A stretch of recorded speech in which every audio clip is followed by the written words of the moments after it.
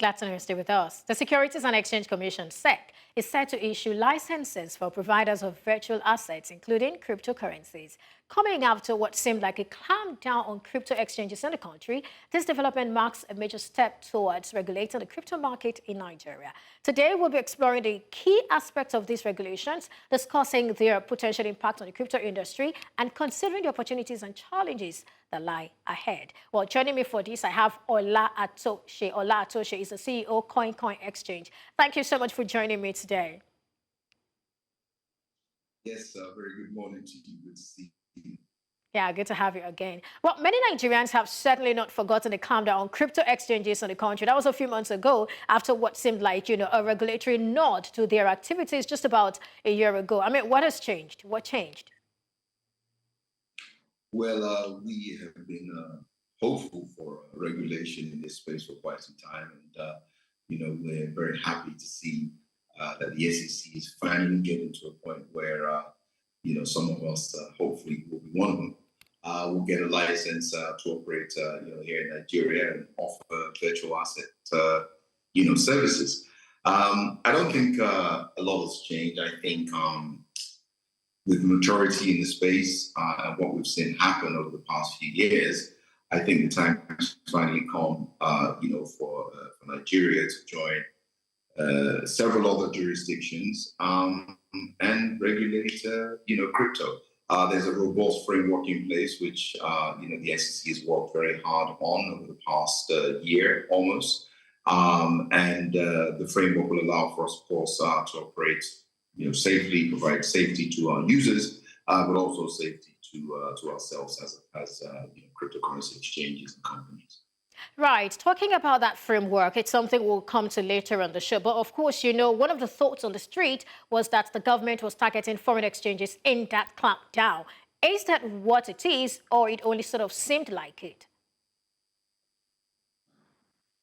Well, it's the digital assets in and of themselves aren't just used for foreign exchange or a means to access foreign exchange. There are a number of different investment grade tokens. There are some asset-backed tokens which are now available to users in the market. And I think the SEC's view is these assets, whether you call them crypto assets or digital assets, are financial instruments. And like all financial instruments, there's a need to ensure there's proper governance in place, the necessary, anti-money laundering policies, counter-terrorist financing policies. And of course, as far as Nigeria is concerned, there's a need to ensure there's strict control on pricing of these elements in the local naira to ensure there isn't a run on the naira. So there are a number of different things that the SEC is putting in place to ensure that the naira is protected, to ensure, again, as I said earlier, that users are protected, to ensure there's enough information, knowledge, the proliferation of knowledge, if you like, with regards to digital assets. So folks are aware of what they're investing in and, what the potential drawbacks could be.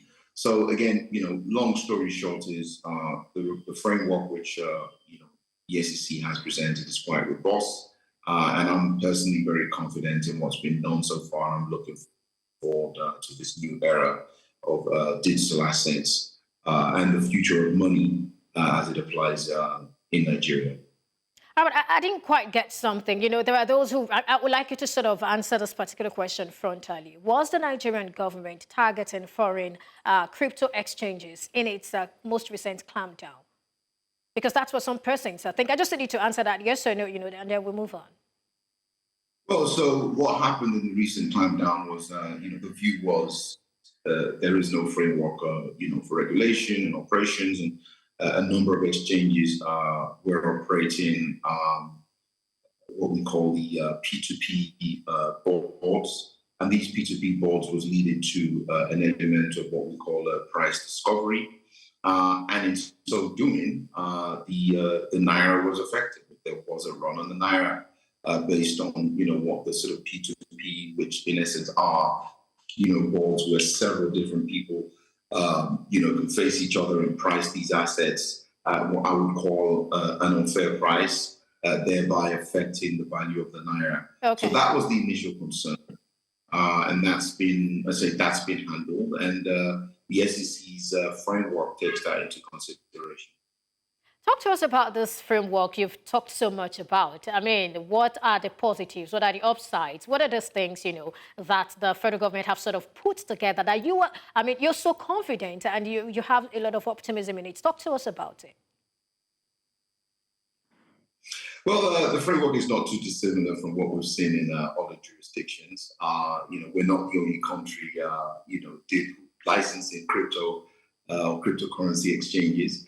And I think, my perspective is, having been here for a while and trying to get things going in this space, it is, it's inspiring, I guess, if you like, and it certainly instills some confidence that the regulators are finally at a point whereby, they can finally, offer some assistance to this space. And it's no longer just a case of, cryptocurrency, what's going on, nobody knows. We now know what's going on. So, to talk specifically around, the framework, the SEC has put in place a number of controls around, obviously, pricing of digital assets directly from, the Nigerian naira.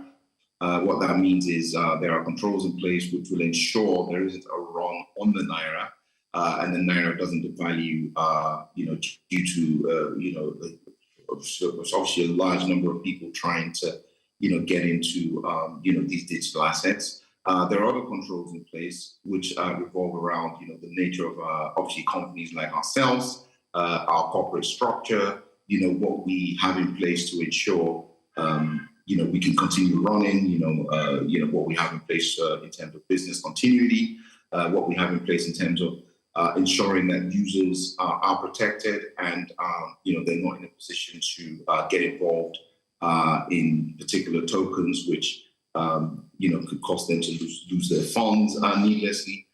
So again, that's these are just elements of this framework. Obviously, as I mentioned earlier, anti-money laundering policies that we have to have in place have been vetted, by the SEC, counter-terrorist financing policies which we have in place, enhanced due diligence, KYB, Okay. know your business, and KYC policies we have to have in place.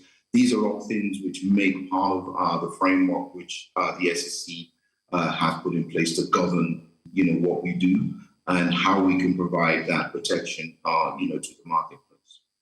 Right. I'm sure a lot of persons will be interested in, what you just said about user protection, given the volatility that sort of characterizes that space. But then we've seen adoption rates surge globally. And I'd like you to talk to us about, whether there are fundamentals behind that surge. Also, do you think Nigeria has missed out, from all of this, given that it sort of clamped down on cryptocurrency, and at a point it felt like we weren't clear about where we are?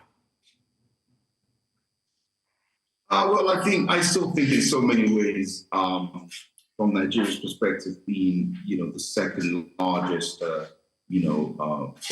jurisdiction after India when it comes to cryptocurrencies, I think Nigeria hasn't missed out. I think it's still early days, and I'm fairly confident that as time goes on, there'll be numerous benefits, not just to the Nigerian ecosystem, but to Nigerians, right? And I'm fairly confident that once there's more proliferation of knowledge around digital assets, Nigerians stand to gain a lot from this space, not just in terms of how they make investments, but by the very nature of how money, how money operates in this country.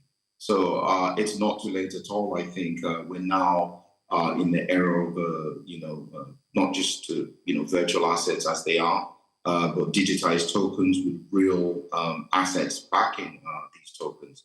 And I think this is a very interesting time because Nigerians can look forward to having access to digitized tokens from all over the world, which in essence will give Nigerians ownership of what have you, land overseas, if you like, or a variety of utilities, real assets which have been digitized and tokenized, which the likes of ourselves and other exchanges will make available to our users. So I think it's a new era of money. I think it's going to provide a lot of Nigerians with opportunities.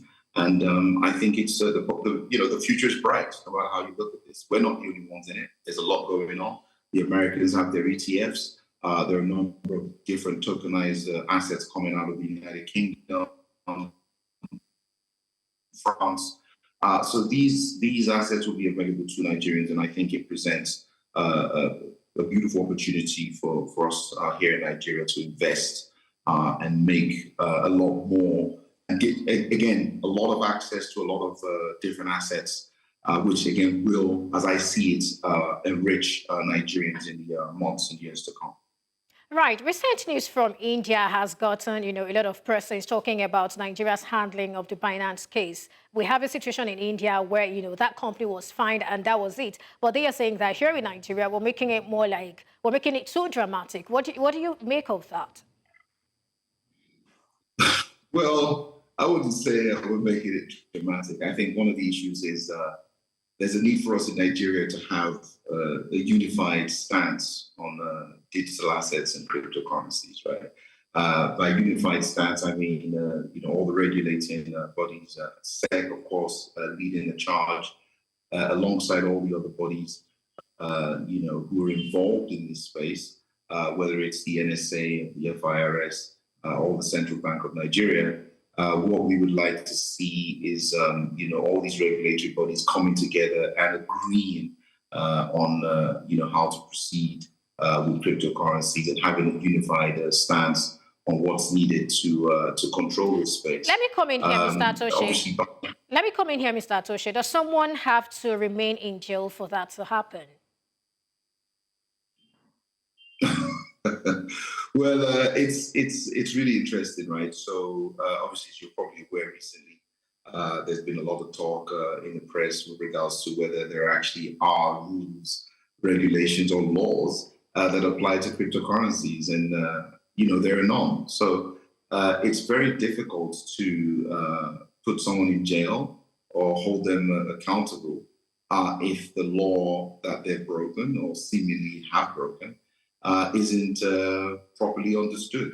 So my view is this is an opportunity for us here in Nigeria to actually get things right, put some new laws in place, and I believe that's happening already. If you wish to operate in Nigeria from this moment forward, you need to be licensed. If you wish to provide any sort of virtual asset services, you need to be licensed. And if you're not licensed, then you are breaking the law. And of course, I'm sure there would be an opportunity for anyone to defend themselves if they're doing something that they're not aware of, that they're not supposed to be doing. Again, but to answer your question, that's from this moment on, right? In terms of what's happening. I'm afraid, Mr. Atoshe, I'm pressed for time, but we cannot forget the 2022 crash in prices, which of course led to billions in investor losses and a slew of bankruptcies. So how do we sort of prevent that sort of, what happened, talking about maybe a situation where we have Frank, I've forgotten the name now. Let me see if I can get that now. I think it's Bankman Fried or something. I'm trying to remember his name. Yes, exactly. That's it. So how do we, prevent that sort of situation here in Nigeria, knowing the volatility in this particular, asset class? So this, the SEC has a requirement to ensure that some share capital is actually paid up front. So there's that. We as a company, CoinCoin, we have international insurance, which protects okay, so I'm not just talking about you as a company now. I'm talking, generally speaking, how do we ensure that we don't have the same thing happen here in Nigeria? Because you're talking about a robust framework which the government is putting together. But we also know what happened, the Sam Bankman-Fried story. So we don't want the same thing to be repeated here in Nigeria. So how do we, prevent that physically, not just about your company now? Yeah, so there would be need to ensure that there's a complete separation, as the term is applied in traditional finance, Chinese walls between what companies do with their proprietary trading and what goes on with customer funds. So I think onus really is on companies like ourselves with the knowledge we have to, to extend that knowledge to the regulatory bodies and to be as transparent as possible, to show that, customer funds are kept safe, siloed in MPC wallets, both hot and cold where necessary, and that to ensure that customer funds are not used for any form of proprietary trading.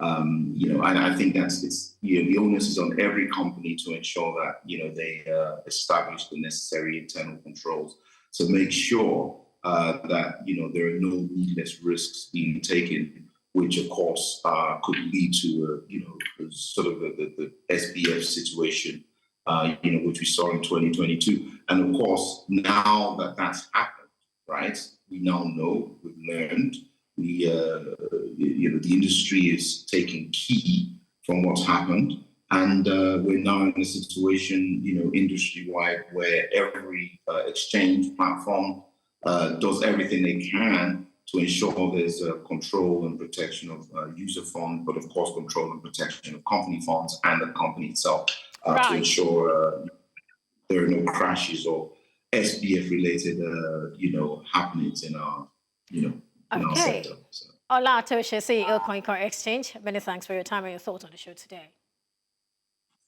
Thank you very much.